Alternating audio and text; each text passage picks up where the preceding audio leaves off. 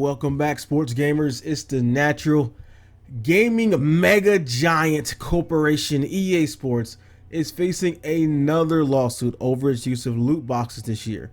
Gaming and Esports Law Blog, the patch notes reported on a class action lawsuit filed against EA in the Supreme Court of British Columbia. Now, the lawsuit filed on September 30th alleges the publisher's use of loot box violates, among other protection statutes, both Canada's Criminal Code and the BC Consumer Protection Act. It says that by accepting real money for a chance at a random item, EA is operating an unlicensed illegal gaming system, or pretty much gambling system, and Canada runs a pretty tight ship on gambling. And they argue that EA is violating the same regulations placed on other games of chance. It also claims that they're actively violating consumer protection laws in Canada because game companies have not always had to disclose the odds of receiving items from loot boxes. Now, Sony, Microsoft, and Nintendo only agreed to have developers do so last year. They also states that the lack of transparency, coupled with the fact that some EA games put progression items in loot boxes, breaches the BC Consumer Protection Act. The lawsuit is a class action lawsuit on behalf of anyone in Canada who has purchased loot boxes since 2008. It's important to note that despite suggesting EA has violated criminal codes, the lawsuit is not a criminal lawsuit.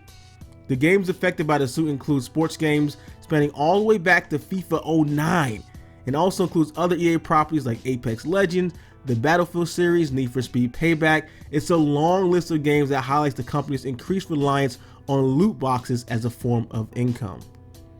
Now, Canada is the third country in which EA has been accused in court of predatory loot box practices. The first set of lawsuits came from France in early 2020, and in August we reported on California law firm who brought similar lawsuit against EA for their loot boxes in FIFA Ultimate Team. All these former suits focus on EA's Ultimate Team feature. Now, the latest class action suit is more broad, targeting EA's overall practice of utilizing loot boxes across all their games. But either way, EA is facing legal action for the implementation of random elements in games. Now, in other related news today, EA lost a huge appeal against the Netherlands Gaming Authority, or KSA, in the Netherlands District Court. EA attempted to avoid fines related to FIFA Ultimate Team packs. €10 million fine represents the first big loss by EA over their continued use of loot box mechanics, especially in its various Ultimate Team iterations. The ruling comes a few days after EA was expected to respond to a civil suit over loot boxes in Canada. It's also the fourth related headline in 2020 alone, as I mentioned previously. So how do we get to this point? In order to uphold the KSA's fines in a resolution of the case that started a few years ago, in 2018, the KSA performed a study on loot boxes in games. In this study, the KSA found a correlation between loot boxes and the development of a gambling addiction. And that's something that I've mentioned many times about Ultimate Team, and of course many videos.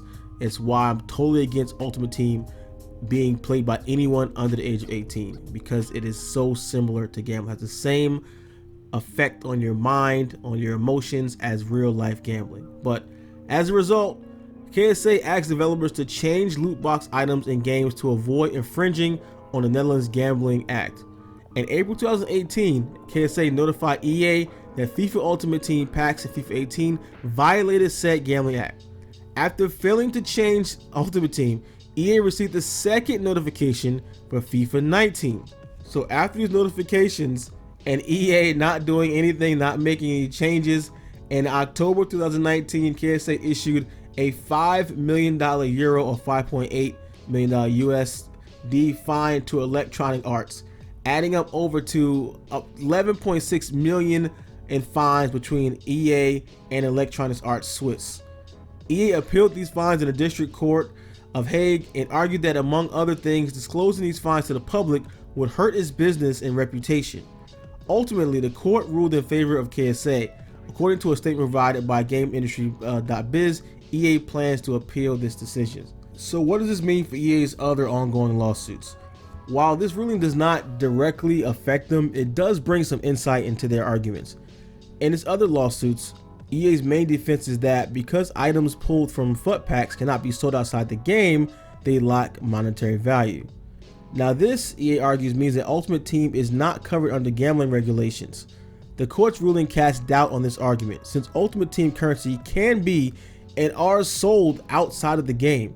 FUT items definitely have value. You know, they have coin sellers that operate on different websites.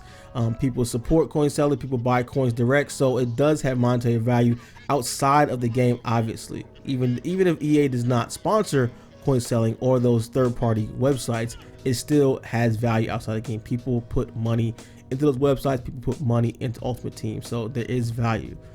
So at least in the Netherlands, FUT packs definitely fall under gambling regulations because of that. Of course, different countries have different regulations. Each court will interpret the legality and value of FUT packs differently. The dismissal of one of EA's important defenses in any court does not bode well for future rulings though. And you know, the fact that other countries in the EU are definitely more pro-consumer than what we have in America, which is really so pro-corporation and pro-big business like EA, and a lot of times our courts will file in favor of that, where in other countries where are more pro for the people, you'll see, you know, they're going to have a lot of pushback and not going to be able to kind of get away with the things that corporations get away with here, because a lot of our politicians are paid off and are very conservative leaning. So KSA ends up its statement stating that the decision by explicitly blaming EA for not making the necessary changes to their game. They state that players who wish to file a complaint about the operation or modification of the game can contact the game's providers. The game's providers are the parties that decided to include a gambling game within the game, therefore breaking the law. KSA has pointed this out to Electronic Arts and Electronic Arts Swiss repeatedly. EA and EA Arts Swiss are therefore itself responsible for changing the game such that it is no longer in contravention of the law. How exactly it accomplished this is at their discretion. So they're not giving them many options here. They're basically saying it was your fault. You put gambling into a video game and you're responsible for getting it out of video game.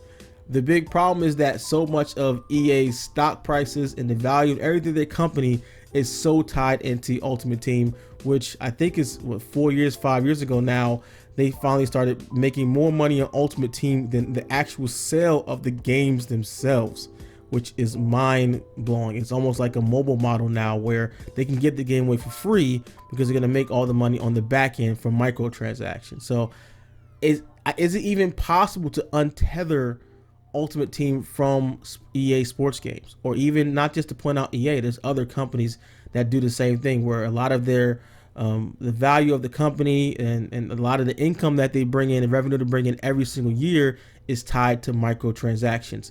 Can they undo that? Now, as far as a gamer, yeah, I mean, even if I play Ultimate Team, I don't play Ultimate Team, take microtransactions out, I will not lose any sleep.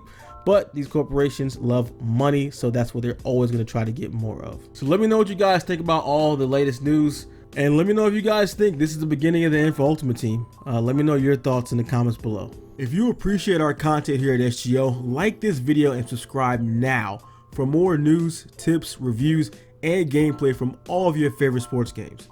Now, if you want to take your game to the next level with insider news, free games, and access to our private chat, join our Patreon, the link below, and subscribe to SGO Insider today.